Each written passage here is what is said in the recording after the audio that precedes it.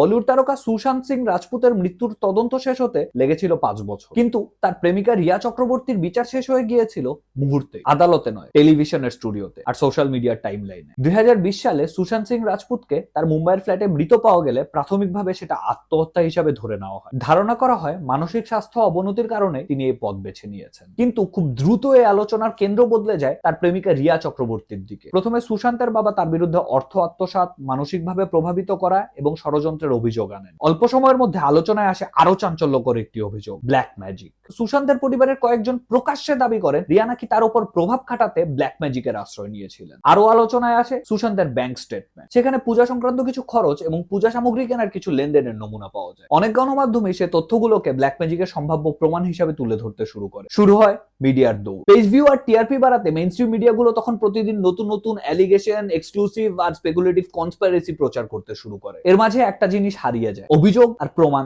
এক নয়। সে বছর সেপ্টেম্বরে রিয়াকেও গ্রেফতার করা হয়, কিন্তু আদালতের রায় আগেই দিয়ে দিয়েছিল জনতা। সোশ্যাল মিডিয়ায় চলছিল মডার্ন উইচ হান্ট। এই ঘটনাকে কেন্দ্র করে ভারতের বহু সাংবাদিক, আইনজীবী এবং বিশ্লেষকরা মিডিয়া ট্রায়াল নিয়ে প্রশ্ন ওঠে, একজন অভিযুক্তকে আদালতের রায়ের আগেই কি সারা দেশের মানুষের সামনে অপরাধী বানিয়ে দেওয়া হচ্ছে? বছরের পর বছর তদন্ত চলার পর 2025 সালে ভারতের central bureau of investigation report জমা দেয়। তদন্তে সুশান্তের মৃত্যুর জন্য রিয়ার বিরুদ্ধে অভিযোগ প্রমাণ করার মতো কোনো তথ্য পাওয়া যায় না। অর্থাৎ ব্ল্যাক ম্যাজিকের যে গল্পগুলো মিডিয়াতে চলছিল, যে অভিযোগে একটা মানুষকে গোটা দেশের সামনে বিচার করা হলো, তা সবই বানোয়াট। গল্পটা শুধু রিয়া চক্রবর্তীর নয়, এটা পরিবর্তনের। আগে মানুষকে ডাইনি বলে আগুনে পোড়ানো হতো, আজ তার জায়গা করে নিয়েছে গণমাধ্যম, আর গ্রামবাসীর জায়গা নিয়েছে সোশ্যাল মিডিয়া। এখন প্রশ্ন হচ্ছে, মধ্যযুগের উইচ হান্ট কি আসলেই শেষ হয়েছে, না শুরু হয়েছে এর নতুন সংস্করণ?